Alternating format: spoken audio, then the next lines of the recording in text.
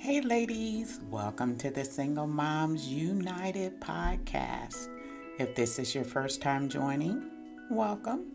If you're a repeat listener, thank you for your loyalty. Today, I want to talk about Did You Know? And this particular episode focuses on numbers. From time to time, and if you're a repeat listener, you've heard me introduce new topics, something a little different with my podcast. And that's number one, to keep you engaged and not to bore you, right?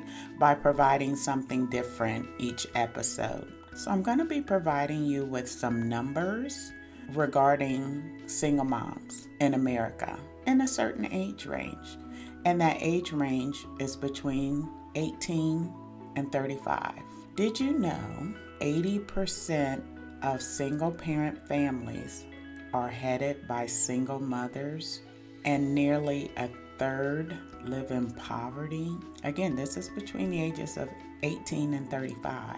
That's not to account for before and after those ages. It's just something to think about, ladies, because we're all, and I was, in that number, in that age range.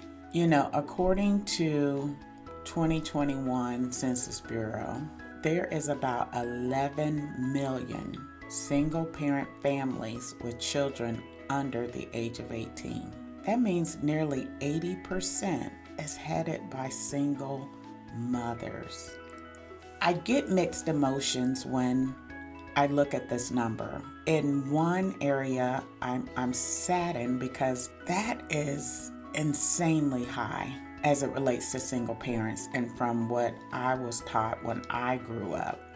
Single parent households or single moms, it was just strictly frowned upon. Everybody used to be married back in the day, right? They had big families, but now it's like all single moms doing it on their own. Now, the flip side to that, it reinforces what I'm doing with this podcast, and hopefully with others that are providing a podcast around single parenting or single moms, because 11 million single parent families with children under the age of 18. There's this potential, and I know I'm thinking big here, that I can encourage 11 million single moms and motivate them. Encourage this is not the end all be all, and to embrace their title and say, guess what? Yeah, I'm a single mom, but I'm going to do this. I'm going to raise my children. I'm going to devote my time to ensure that they are going to be successful in society. Again, that number is bittersweet, but the good news is there is that opportunity to really reach out and touch. Now, I wish I could touch the 11 million, but honestly, we both know that's not possible. But at least a good chunk of these single moms that are trying to do it on their own. 4 out of 10 children are born to unwed mothers. So that's nearly 2/3 were born to mothers under the age of 30. Now, 1 in 6 children under the age of 18, and a total of about 12.7 million. So keep that in mind, ladies. 80%, 11 million single parent families, 80% is led by single mothers. 80%. 80. 80. Now, the other thing that I want to share with you about single parenting or single moms, we try to work. I tried to work. I did work. During that time, 30 years ago, I think I was bringing home more annually about 13,000. And of course, that was before taxes. That was my gross, not my net.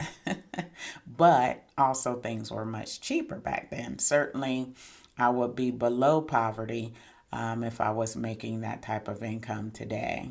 But today, single moms who are working are averaging right around $49,000 annually.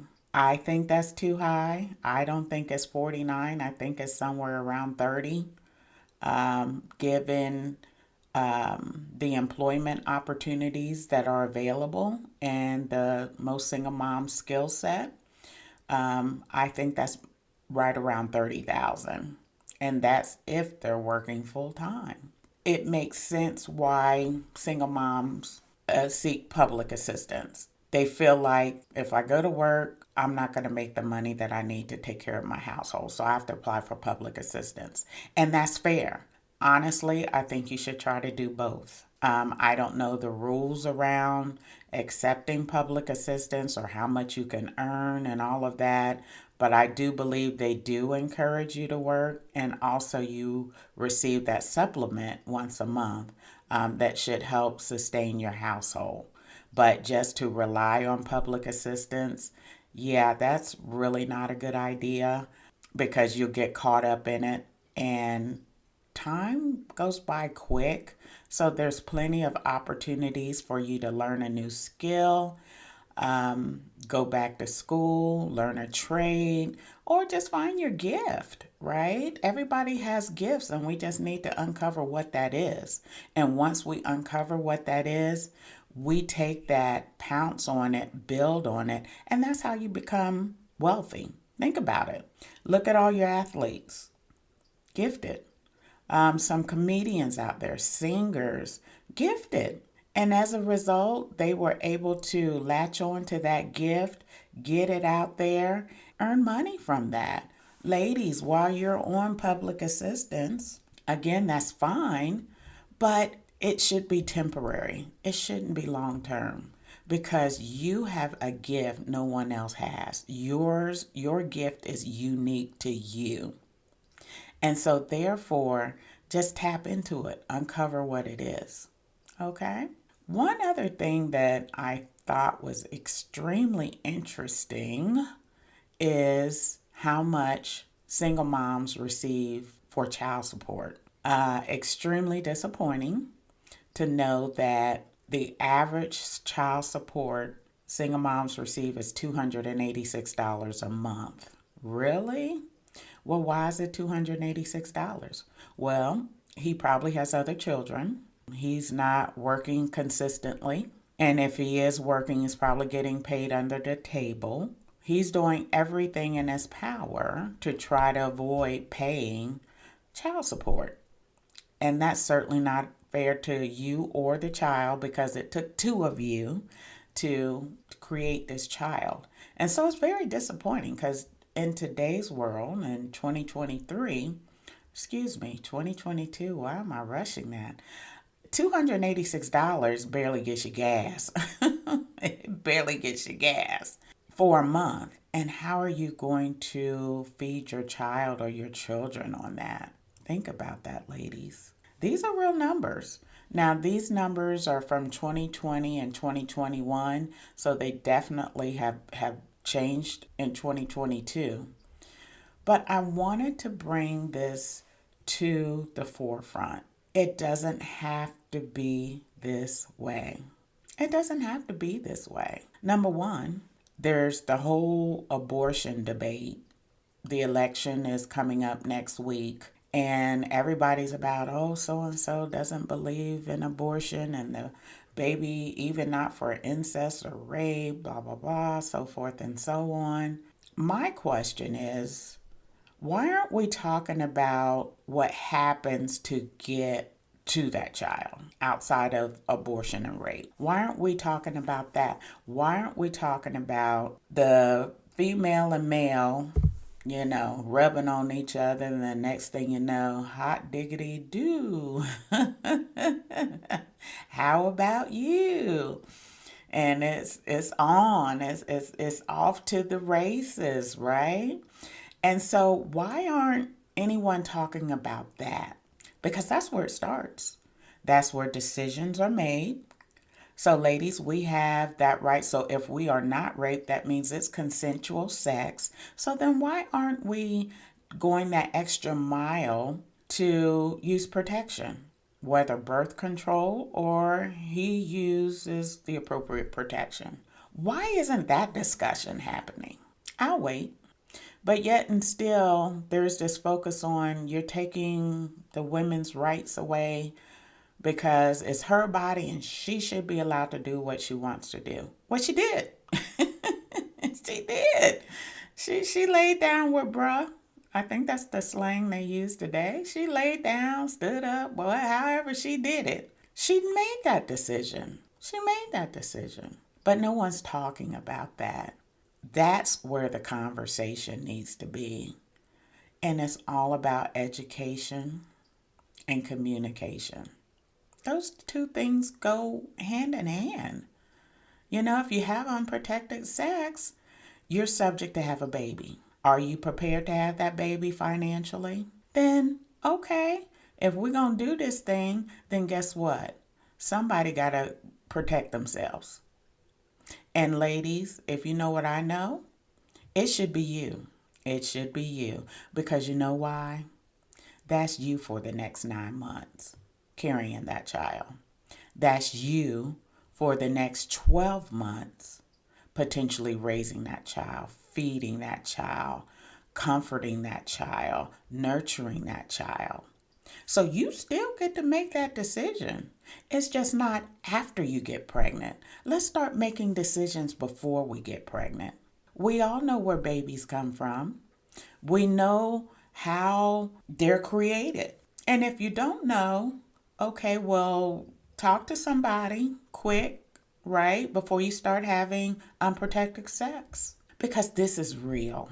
We have children dying, not only through abortion, but we have children dying at the hands of parents that don't know. And again, I'm not pointing the finger of saying you're a bad parent because of this. I am pointing a finger because please get education. And it's important to get education. And when I was coming along through school, it was taught in school to a certain degree. So do we need to go back to that? And then finally, ladies, it's up to you. That's part of your responsibility as your children get older to educate them about sex. And guess what? I hear you. Nobody told me. And I'm raising my hand. I learned tidbits in school, but as far as having a deep conversation about it in the household, that didn't happen. It's on us to go back and educate our children what sex is and what comes from having sex and what comes from having unprotected sex, because there's two conversations that need to happen. Having sex can lead to STDs. That's something that can leave a female barren, right? Or the gentleman or the guy barren, right? Because depending on how that disease impacts them. And then secondly, the conversation needs to happen about just sex in general, unprotected sex. That's the conversation. So you have two conversations. One is just sex, period, and what comes from just having sex, which is STDs. And then number two is unprotected sex, which leads to a child. A child that is created because you and bruh were bored. And so, hey, come on, let's do this thing. Oops, I'm pregnant. And true story, those are things that happen, right? Or brother man promised this and that, and and he sees you in this tight shirt and this low cut, and he's like, I gotta have it. And you get all excited because he looked halfway decent. He smiled. He said the right things at the right time. And so next you know, some things start coming off. And wham, bam, bibbly, boom, bam. Oops, I'm pregnant. Meanwhile, he's either married or already in a relationship with someone else. And he was only there for the moment. But now a baby has been conceived. And now you have to take ownership of raising that baby on your own. Ladies, please, once your children get old enough, and you probably want to start around age 10, having some sort of conversation with them about where babies come from and that they are capable of making a baby and what it takes to raise a baby, because that baby ends up becoming an adult. Don't believe it? Go look in the mirror. I was a baby once. You were a baby once. Our children were babies once. And now they're growing up. And we have to set the stage for them to be successful in society. They're not going to be able to conform to some of the things that society throws at them if we don't adequately prepare them for that. That's our role. That's our job. And unfortunately, I wish I had known then what I know now. I'm not saying my kids are in a bad place, but could they be in a better place as it relates to some things? Absolutely. Only if I would have done a better job of communicating and educating them. And one thing about this century, technology is allowing you to go out and research these things. So just like I brought all these numbers to you ladies, you can go out and research anything. You can Google anything. How to talk to your kids about sex. Just different things that you can do. What's the best way to communicate with your kids? You can research that. All right, ladies. I hope you found value in today's episode. I hope you don't feel like I was beating up on you. I do have a tendency to get passionate about some topics, but it's still all good. I hope you will share with another single mom. Yeah, I am not going to reach all those 11 million single moms out there between the ages of 18 and 35. I'll just be happy if I can reach 20.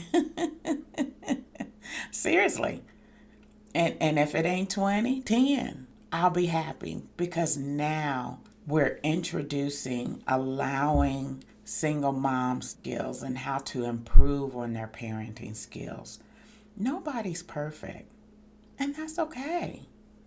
But then you learn, right? You learn. You don't stay there and say, you know what, this happened, and so I'm just going to sit right here.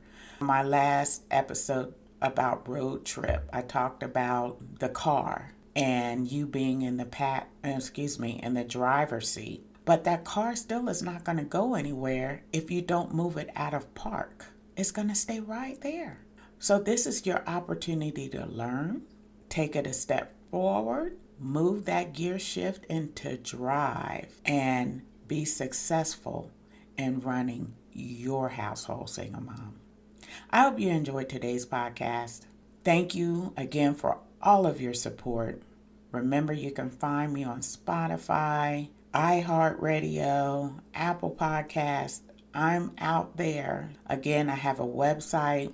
You can visit there, SingleMomsUnitedPodcast.com. You do have the ability to leave comments there. Would love to hear from you. Take care. Talk to you soon.